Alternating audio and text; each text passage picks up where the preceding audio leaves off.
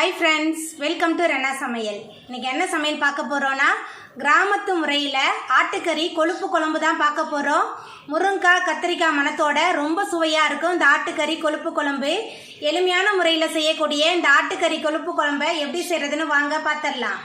Mutton கொழுப்பு குழம்பு பண்ண போறோம். அதுக்கு கொஞ்சமா எண்ணெய் சேர்த்துடலாம். 2 டேபிள் ஸ்பூன் எண்ணெய் சேர்க்குறேன். எண்ணெய் சூடாயிட்டு 1 டேபிள் ஸ்பூன் சோம்பு சேர்த்துடலாம். அது கூடவே 20 சின்ன வெங்காயம் பொடியாக நறுக்கி வச்சுருக்கேன். சின்ன வெங்காயம் சேர்த்துடலாம். வெங்காயம் சேர்த்துட்டு நல்லா வதக்கிடலாம். வெங்காயம் நல்லா வதங்கி வந்துருச்சு. இப்போ இதில் ஒரு தக்காளி பழம், ஒரு பச்சை மிளகாய், கொஞ்சமாக கருவேப்பிலை சேர்த்துடலாம். அது கூடவே 1 டேபிள் ஸ்பூன் இஞ்சி பூண்டு விழுது எல்லாத்தையும் சேர்த்துட்டு நல்லா வதக்கிடலாம். வெங்காயம் தக்காளிலாம் வதங்கி இஞ்சி பூண்டோட பச்சை வாசனையெல்லாம் போயிடுச்சு. இப்போ இதில் நம்ம காய் சேர்த்துடலாம். ஒரு முருங்கைக்காய், 3 கத்திரிக்காய் நறுக்கி வச்சுருக்கேன். காயை சேர்த்துடலாம். காய் சேர்த்துட்டு கொஞ்சம் நேரத்துக்கு இந்த எண்ணெயிலே நல்லா வதக்கிடலாம். முருங்கைக்காவும் கத்திரிக்காயும் நல்லா வதங்கி வரணும். நல்லா வதக்கிடலாம். முருங்கைக்காய் கத்திரிக்காய் எண்ணெயில் நல்லா வதங்கி வந்துருச்சு. இப்போ இதில் நம்ம சுத்தம் பண்ணி வச்சுருக்கிற கொழுப்பை சேர்த்துடலாம்.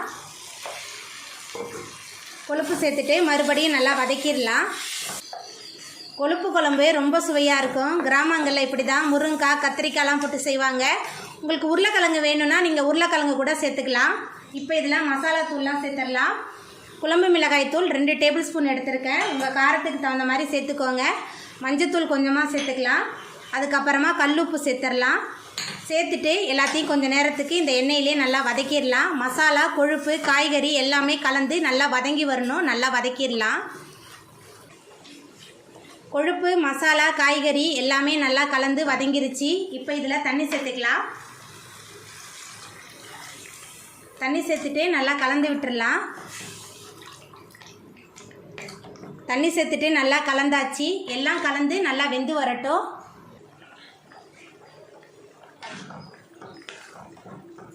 முருங்கைக்காய் கத்திரிக்காய்லாம் நல்லா வெந்து வந்துருச்சு. நம்மளோட சுவையான கொழுப்பு குழம்பு ரெடி ஆகிட்டு இப்போ மேலால் கொஞ்சமாக கொத்தமல்லி தழை தூவிடலாம்.